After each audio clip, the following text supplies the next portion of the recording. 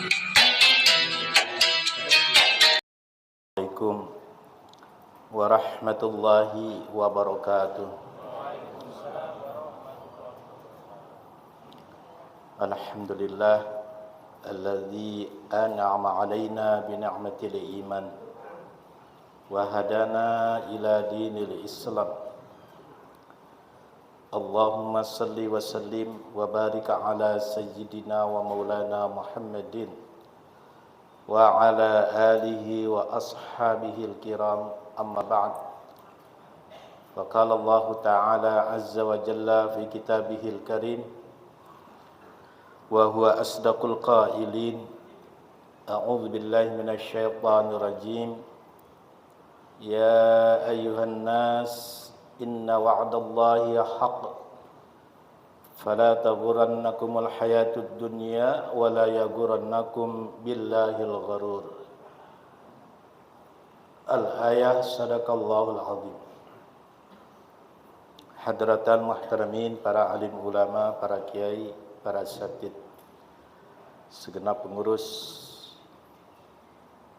Masjid Jami Al-Hidayah Dirgantara, bapak-bapak, ibu-ibu, hadirin hadirat jamaah yang mudah-mudahan di waktu zuhur ini diberikan sehat walafiat, diberikan panjang umur, sukses selalu dalam tugas dan meraih rezeki yang halal, terlindungi dari segala macam musibah, dirahmati dan dimuliakan oleh Allah Subhanahu wa ta'ala.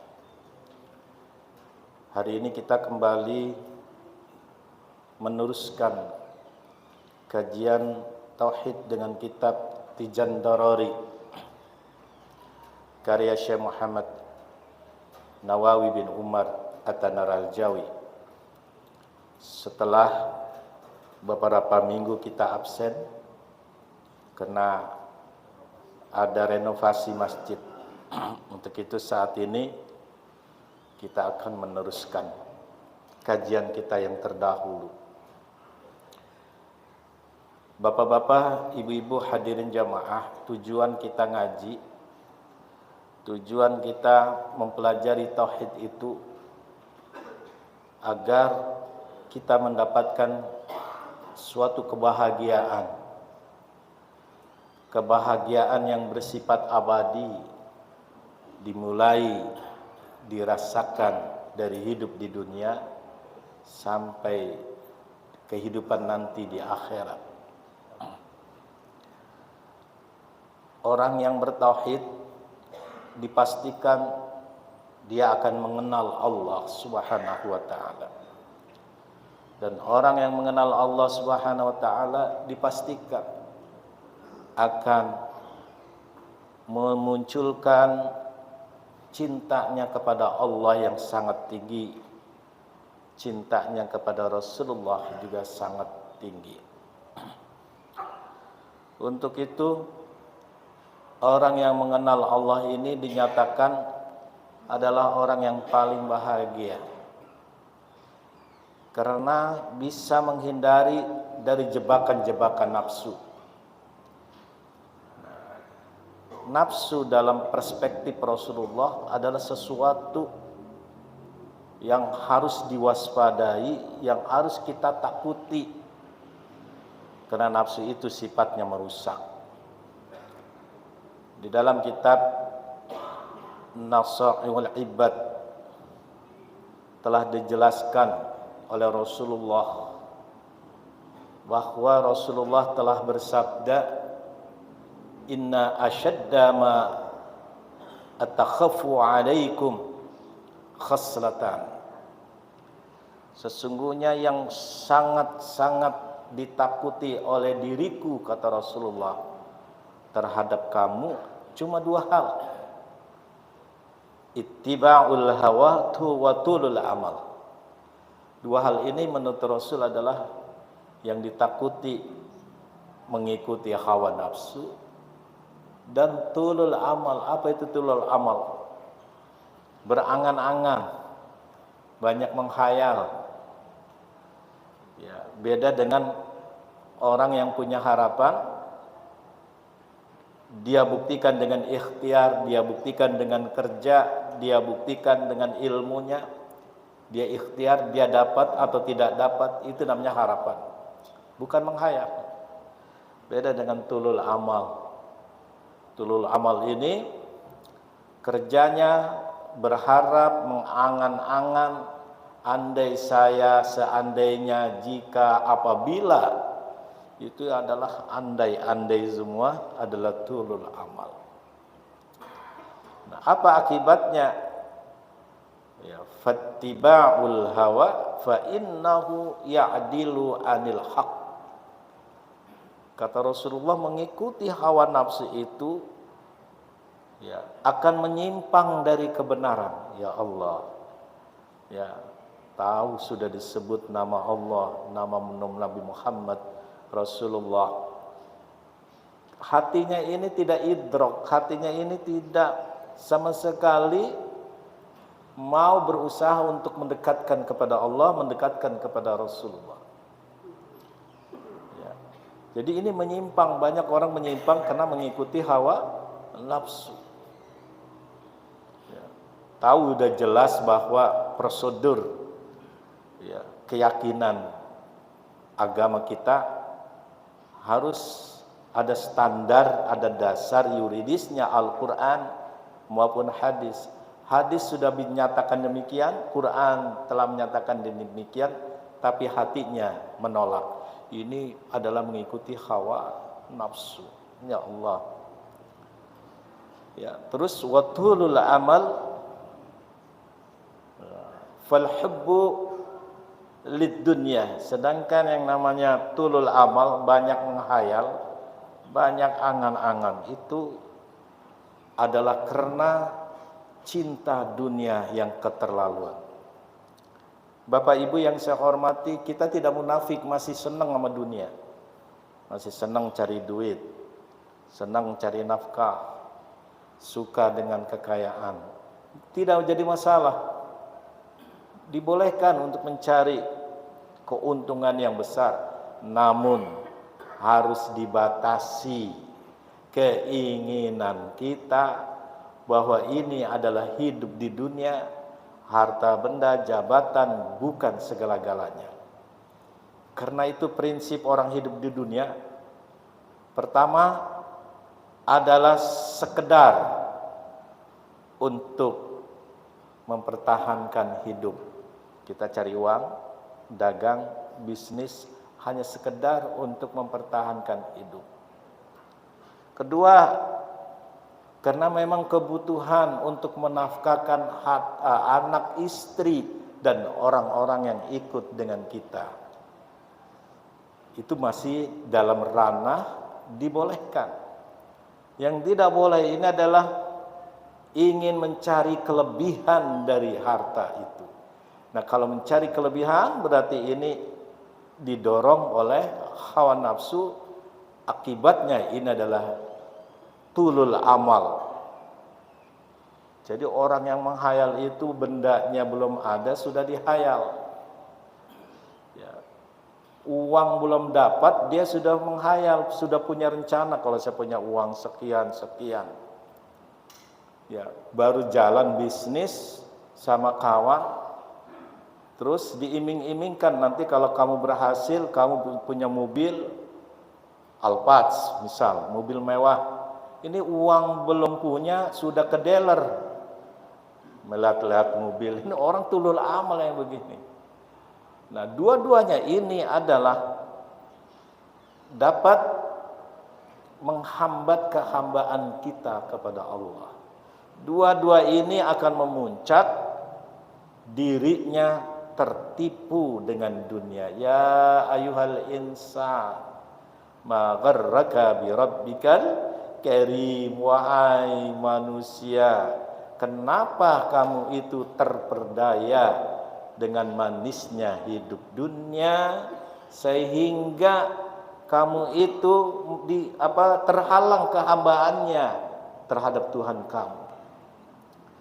Karena itu banyak orang di sisi lain percaya kepada Allah, percaya juga kepada makhluk. Sisi lain dia menjadi hamba Allah, sisi lain juga dia menjadi hamba makhluk. Kenapa? Karena tendensius di hatinya dan pikirannya, kalau saya nggak punya uang, kalau saya nggak punya rumah, kalau saya nggak punya kendaraan, ini hidup saya tidak bahagia dan selalu sengsara. Memangnya yang bikin bahagia itu uang? Memangnya yang bikin bahagia itu jabatan? Oh bukan. Banyak orang yang punya jabatan, uang banyak, tapi hari ini masih gelisah, nggak bisa tidur. Maaf, saya pribadi itu setiap minggu pasti ditelepon. Sama orang apa, Pak? Orang kaya. Orang kaya. Dia apa bilang? Pak Kiai doakan supaya saya ini tenang. Uang banyak, minta doanya tenang. Padahal uang ada, harta benda ada. Berarti tidak menjamin harta benda ini membuat orang itu tenang. Nah hadirin jamaah, berarti kembali kepada unsur tauhid. Orang yang ma'rifatullah, orang yang ma'rifatul Rasul, ini disebut dengan alim. Maka Nabi mengatakan dalam hadis yang lain, as'adun nas man qalbahu alimun. Manusia yang paling bahagia adalah manusia yang memiliki hati yang alim, hati yang ma'rifat, hati yang mengenal Allah, hati yang mengenal Rasulullah, hati yang saat itu menerima apa yang telah diberikan oleh Allah, merasa cukup. Manusia itu nggak ada rasa cukupnya, selalu kurang. Udah punya uang, bisnis ini lagi. Mas Nur udah bisnis ini, pindah lagi bisnis ini lagi. Ya Mas Nur ya. Ya begitu. Ya manusia itu, mohon maaf sekali, selalu yang ada adalah kurang. Nah hadirin, berarti hati kita ini belum alim. Ya, kalau yang namanya alim itu selalu dia syukur. Adanya segitu dia bersyukur.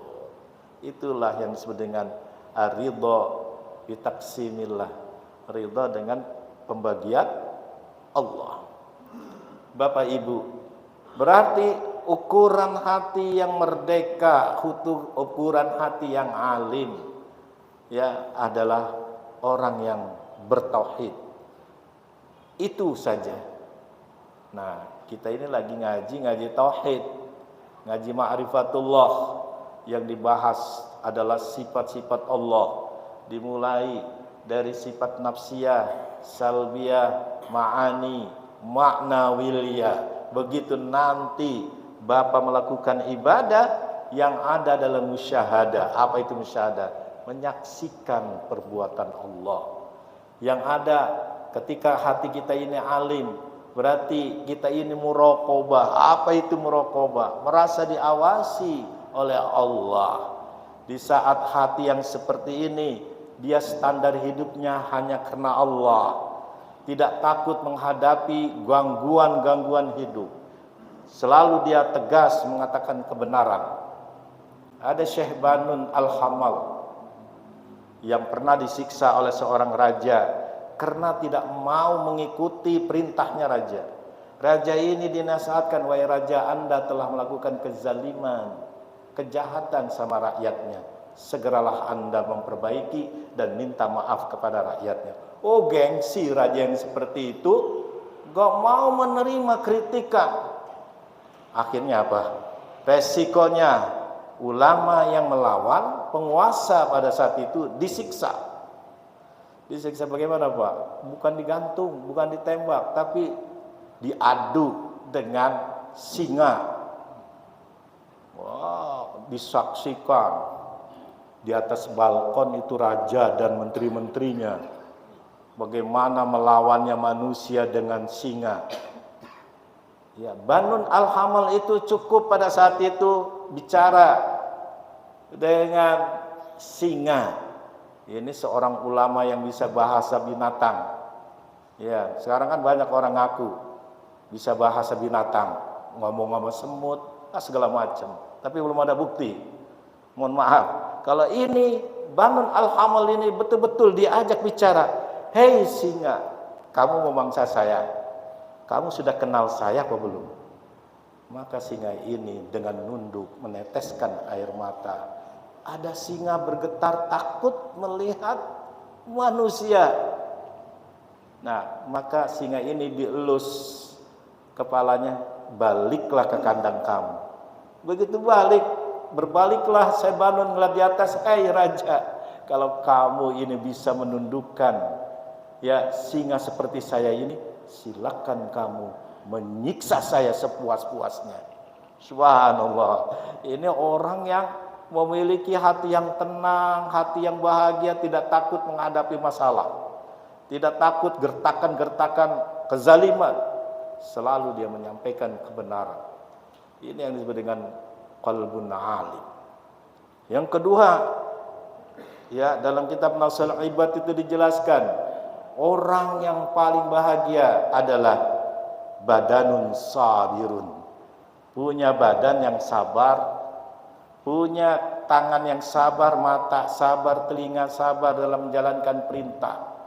Banyak orang yang enggak sabar menjalankan perintah. Banyak orang yang tidak sabar ketika dilarang untuk melakukan maksiat. Orang yang sabar adalah orang yang tahan pada posisinya, keimanannya, tidak bergerak sama sekali. Ketika waktu itu dia dikasih rezeki yang tidak sesuai dengan harapannya, dagang segala macam sudah dilakukan, tapi dia belum tentukan mendapatkan rezeki banyak oleh Allah. Dia sabar, diakui pada saat itu rezekinya Allah. Ini orang sabar. Ya, as-sabru 'alal masyaqqah, sabar dalam kesulitan hidup. Maka Nabi mengatakan, sabru sa'atin afdalu minad dunya wa ma fiha. Sabar sejenak itu lebih baik dari dunia berserta isinya. Ya, justru kesabaran itu adalah pertolongan. Justru sabar itu adalah ya satu pintu sukses. Quran itu telah dijelaskan, wasta'inu bis sabri wassalah, innallaha ma'as sabirin. Ya, minta tolonglah kamu dengan kesabaran dan salat. Sesungguhnya Allah bersama orang-orang yang sabar. Kalau menggunakan huruf jar ma'a, ya berarti secara analoginya ma'a ini orang yang dekat. Pengertiannya, Allah selalu memperhatikan diri orang yang sabar. Allah selalu cinta kepada orang yang sabar. Allah selalu pada saat itu mau menolong siapa yang melakukan kesabaran. Nah, itu pengertian ma'anya. Walaupun itu adalah hafujar, bisa berarti zarab zaman, bukan berarti Tuhannya ini menyatu dengan makhluk, tetapi yang dimaksud adalah pengertiannya, perhatiannya Allah begitu tinggi kepada orang yang sabar. Hadirin, yang terakhir adalah al-qanaatu fima yaddihi.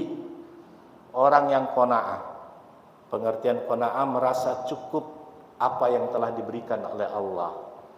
Pengertian qanaah berarti senang dengan apa yang telah diberikan oleh Allah.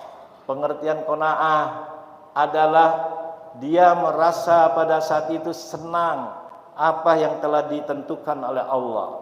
Kita usaha Bapak, kita bisnis, terimalah yang saat ini telah diberikan oleh Allah. Kalau tidak menerima, maka akan muncul kebalikan dari sifat qanaah ini. Apa? Toma. Toma itu merasa mau lebih. Sudah dapat ingin lebih. Sudah dapat satu ingin dua. Sudah dua tiga, tiga empat. Ya nggak ada habis-habisnya yang seperti itu. Itu namanya toma. Batasi keinginan kita dengan sifat qanaah. Dengan qanaah dia tenang, dengan tenang dia akan tidak ngoyo. Kalau dia ngoyo berarti dirinya belum bahagia. Berarti orang yang qanaah itu, kata Rasulullah, adalah orang yang paling bahagia. Tuba liman hudiya lil Islam wa kana aishuhu kafafatan wa qani. Ya, berbahagialah orang yang dikasih hidayah untuk masuk Islam, sedangkan hidupnya menggunakan pola hidup qanaah, pola hidup yang sederhana, punya uang tapi tidak dihambur-hamburkan uangnya, dijajankan, dikeluarkan untuk kepentingan bersama, untuk kepentingan sosial, untuk kepentingan agama. Ini namanya orang yang qanaah. Kembali, kunci bahagia itu cuma 3. Ya, hati yang alim, badan yang sabar, qanaah. Ini didapatkan di mana? Dapatnya ngaji. Ngaji apa? Ngaji tauhid, ngaji ma'rifatullah. Mudah-mudahan yang hadir diberikan ilmu yang manfaat, ilmu yang berkah, diberikan sehat walafiat, panjang umur selalu. Terima kasih. Ya, subhanakallahumma bihamdika asyhadu an la ilaha illa anta astaghfiruka wa atubu ilaik. Wallahu muwaffiq ila muttariq. Assalamualaikum warahmatullahi wabarakatuh.